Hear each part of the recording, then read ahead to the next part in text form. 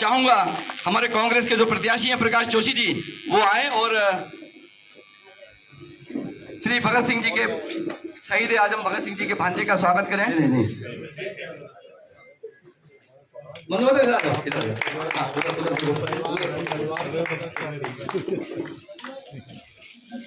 भारत माता की, भारत माता की, वंदे वंदे। सभी का बहुत बहुत धन्यवाद। और मैं चाहूंगा आदरणीय जगमोहन सिंह जी से कि वो भी अपना संबोधन करें। श्री जगमोहन सिंह जी। मंच पे बैठे सभी लोग और आप सब जो इस वक्त इकट्ठे हुए हैं, मैं पंजाब से सिर्फ एक संदेश देने के लिए आया हूँ कि जो एकता बनी है भारत संगठन, ये जो इंडिया एकता बनी है, इसको क्यों जरूरी है उसके बारे में आज एक बहुत ऐतिहासिक दिन है। 9 अप्रैल 9 अप्रैल को 1919 में रामनवमी थी। याद रखिए 9 अप्रैल 1919 को रामनवमी थी, जो सब लोगों ने इकट्ठे होकर मनाई थी।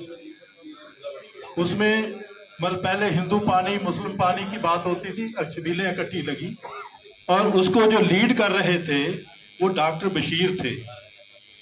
वो एकता क्यों बनी? क्योंकि अंग्रेज ये समझता था कि मैं कोई भी कानून बना लूं, किसी को भी जेल में डाल दूं। आज भी वही परिस्थितियां हैं और इसलिए मैं आपको याद दिलाना चाहता हूं कि उसका जवाब उस एकता से दिया गया।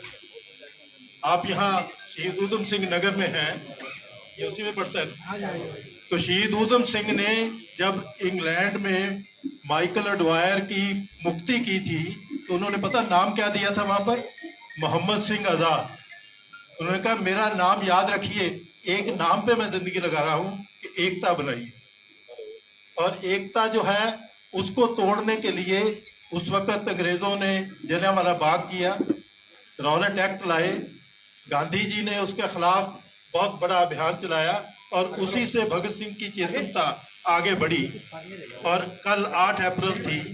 8 अप्रैल वो दिन था जब भगत सिंह और उनके साथी बीके दत्त, बटकेश्वर दत्त जो है वो सेंट्रल असेंबली में गए थे। इसलिए उन्होंने कहा कि हम संपूर्ण आज़ादी की बात कर रहे हैं। 26 जनवरी 1930 को हमने संपूर्ण आज़ादी का मता पास किया था, जिसे हम इसीलिए 26 जनवरी को कॉन्स्टिट्यूशन जो है वो 2 महीने इंतज़ार किया कि 26 जनवरी को देना है, क्योंकि लोगों के साथ एक संपूर्ण आज़ादी का वायदा था। और वो संपूर्ण आज़ादी वो कहते हैं कि अगर व्यक्ति की आज़ादी छिनेगी, क्योंकि कानून बन रहा था, तो कहते फिर संपूर्ण आज़ादी नहीं हो सकती। और अगर लोगों का इकट्ठे होके अपनी बात करने का हक छिनेगा तो फिर लोकतंत्र नहीं हो सकता। आज उन परिस्थितियों से हम जूझ रहे हैं। बल्कि कई तरह के जो है अवधारणाएं चलाई जा रही हैं। और मैं अभी बात कर रहा था किसी से कि भारत में सबसे ज्यादा प्रॉफिट किसको हो रहा है? सबसे बड़ा ज्यादा पैसा देने वाला इलेक्ट्रोल बॉन्ड में कौन है? जो जुआ खिलाने की कंपनी है। नाम वो बड़े रख लेते हैं, लेकिन असल में वो और जुए में कितना पैसा लूटा जा रहा है आपका, और उसके बाद हाथ पीछे किसका है वो भी हमें पता है। और वो एक क्रिकेट का मैच जो ऑस्ट्रेलिया और इंडिया का हुआ, उसमें 1 लाख करोड़ लोगों का जो है वो सट्टे में छीना गया। तो ये जो परिस्थितियां हैं, एक तो हमें नजर आ रहा है कि आप पूंजीवाद के कारपोरेट घराने जो हैं उनके लिए पैसे लेके कानून बनाते हैं जो लोगों का नहीं। आप पार्लियामेंट से 160 लोगों को बाहर निकाल दीजिए और बाद में कानून बना दीजिए कि एक कंपनी को कितना पैसा होना है, वो चुपके से कानून बनता है। तो इसलिए आज हमें वो 9 जो अप्रैल की रामनवमी है उसकी हमें कसम लेनी है कि हम अपनी एकता बना के रखेंगे, धर्मों से ऊपर, जात पात से ऊपर। और यही भगत सिंह ने कहा था कि जब 1924 में नौजवान भारत सभा बनाई तो उन्होंने उसके 5 असूल दिए। पहला ये था कि हमें धर्म की संकीर्णता से मुक्त होना है, धर्म से नहीं। उसमें इंसानियत जो है, एक दूसरे की हमदर्दी जो है वो जरूरी है। दूसरा ये था कि जात पात से वो रुकना है। और मैं क्या एक बात कि भगत सिंह कैसे जी रहा था कि उनकी फांसी की कोठरी में जो उनका मलमूत्र उठाने वाला था वो मिस्टर बोगा, जिसे आज की टर्म में हम दलित कहेंगे, वो पहले दिन से ही भगत सिंह बाजू बोल के उसको अपनी गलबकड़ी में लेने के लिए कहते हैं मेरी बेबे आ गई, मेरी बेबे आ गई। तो वो लड़का कहता है सरदार मेरे से हंसी मजाक मत करो, तुम्हें बहुत ख्याति मिली लेकिन ये हंसी मत करो मेरे साथ। तो कहते नहीं मैं ईमानदारी से कह रहा हूँ कि मेरी जिंदगी में मेरी माँ ने मलमूत्र उठाया था या फिर तुम्हें मौका मिला है इस रिश्ते से तुम मेरी बेबे। तो ये जो है जात पात को हमने दिमाग से कैसे निकालना है।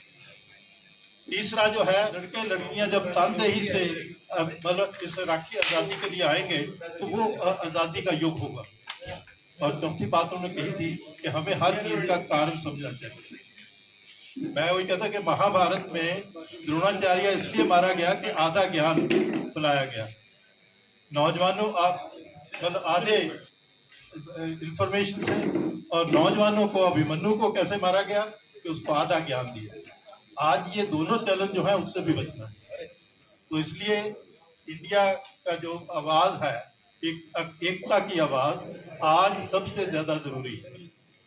और उसकी कमांड हमने अपने यहाँ के जो कांग्रेस के प्रत्याशी है उनको दी है, लेकिन वो ऐसी एकता की आवाज तो है लीड कोई भी कहीं करे, लेकिन हमें सब ने इकट्ठे होके, और आपने आपस में ही नहीं आप पूरे मोहल्ले में बात करिए कि अगर आज बचेगा तो कल के आपके बच्चों का भविष्य बचेगा।